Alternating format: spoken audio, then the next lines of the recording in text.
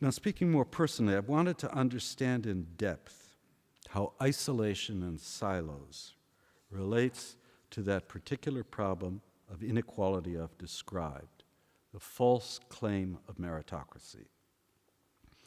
And to explore the relation of isolation and incompetence, my research team has been for the last 2 years studying the finance industry in New York and London.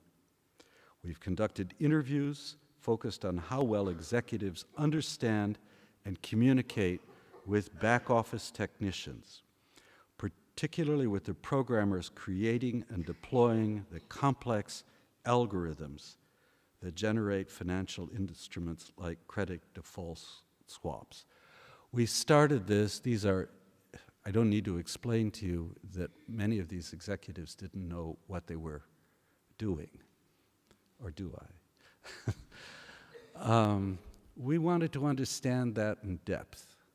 Just what is it that they didn't, these people who brought the global economy to its knees, what didn't they understand? And we've been talking to these back office craftsmen to try and understand what they felt the people who had power over them didn't understand. And I'll tell you a little about what we found. We found that the mechanical calculations are often indeed impenetrable, that the mathematical calculations are often indeed impenetrable to the top brass as to the general public.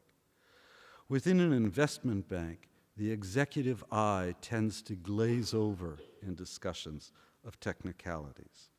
Quote, I asked him to outline the algo, that's the algorithm, to me, unquote. A junior accountant remarked about her derivatives trading Porsche driving superior.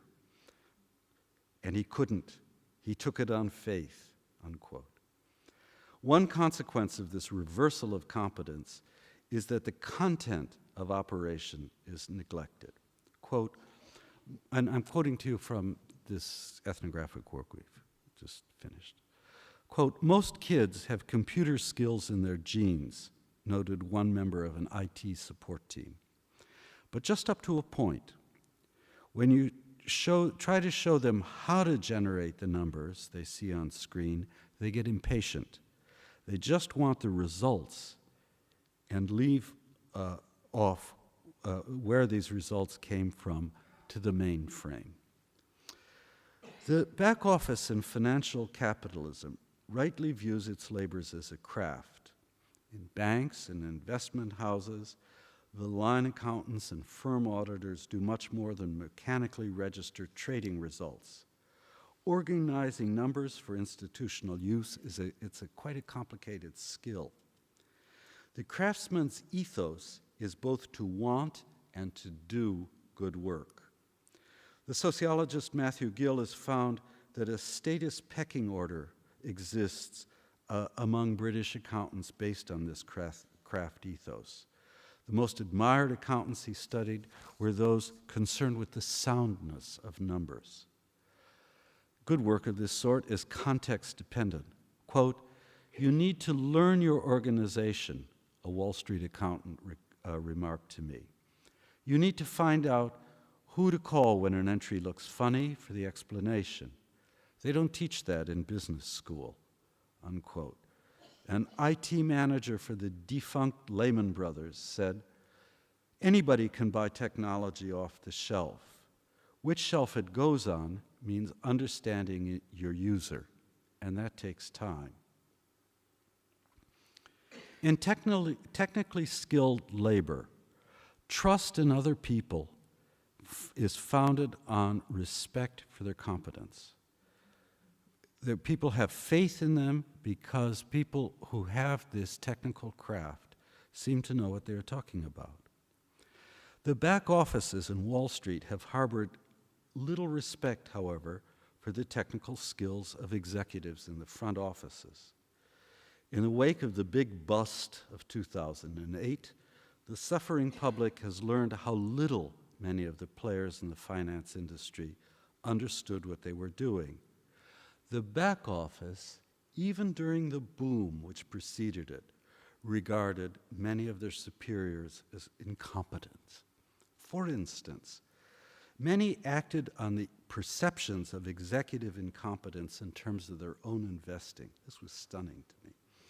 They prepared for a business turndown by avoiding the high-risk gambles of their superiors, putting money away in safe places, and cutting debt as much as possible.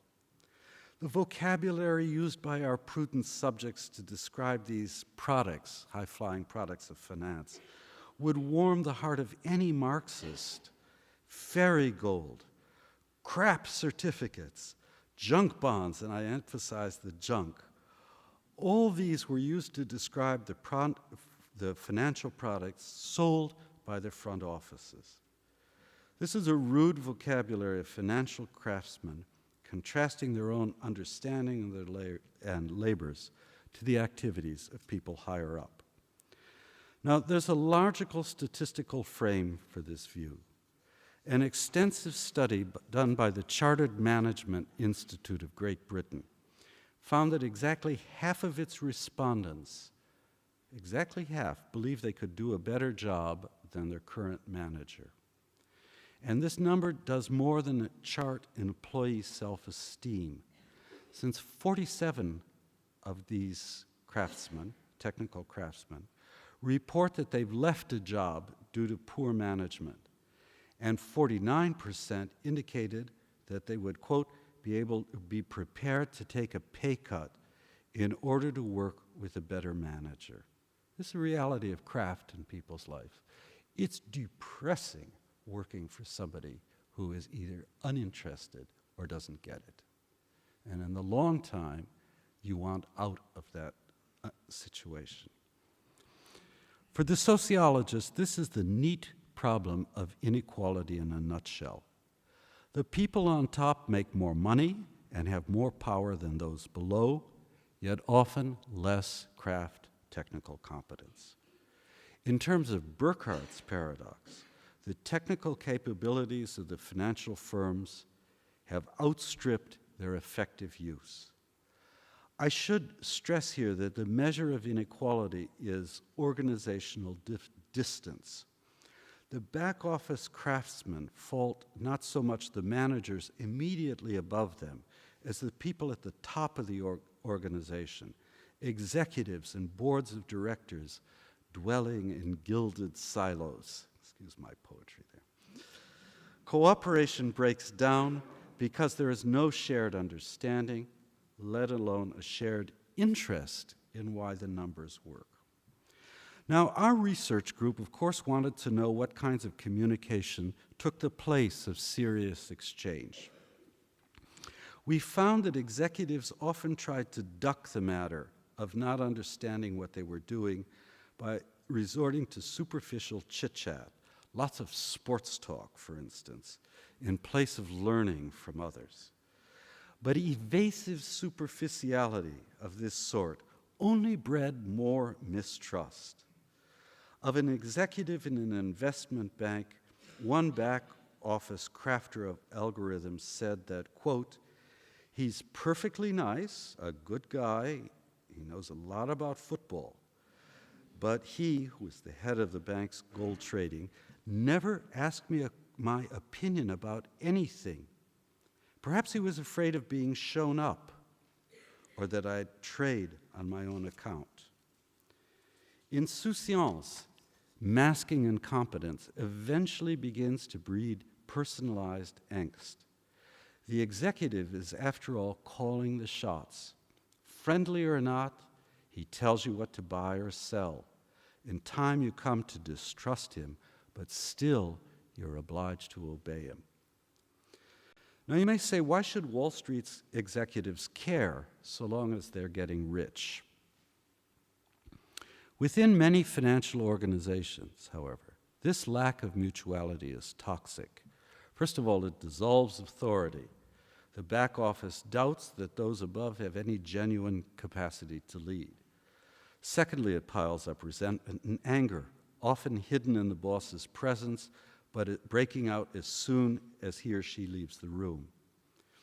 In our interviews, back office financial technicians bitterly resented not being properly rewarded for their own competence if those rewards were doled out by people they perceived to be incompetent.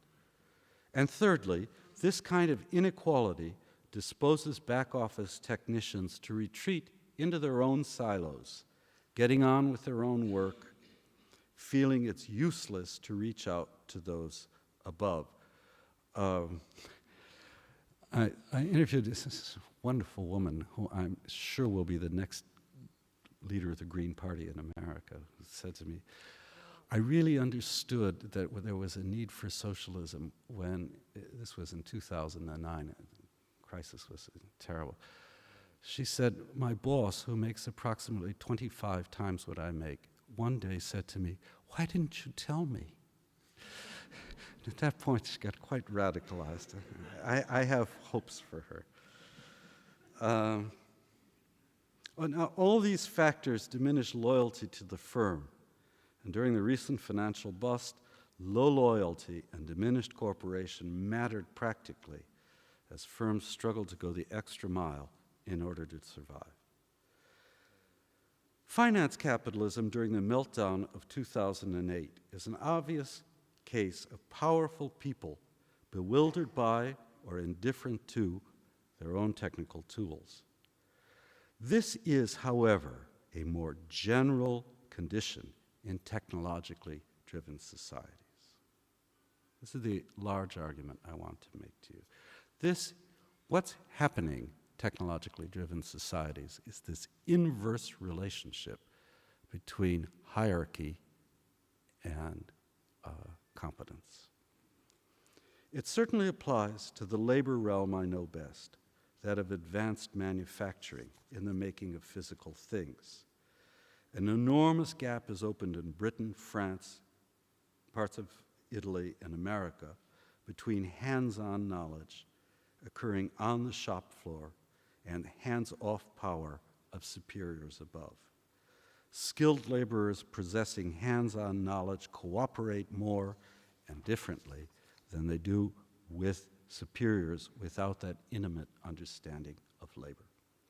The same situation exists in the so-called creative industries. As you'll see, this is another study coming out of our project, where the generators of ideas are often at the bottom of the organizational chart in ad agencies or web design companies.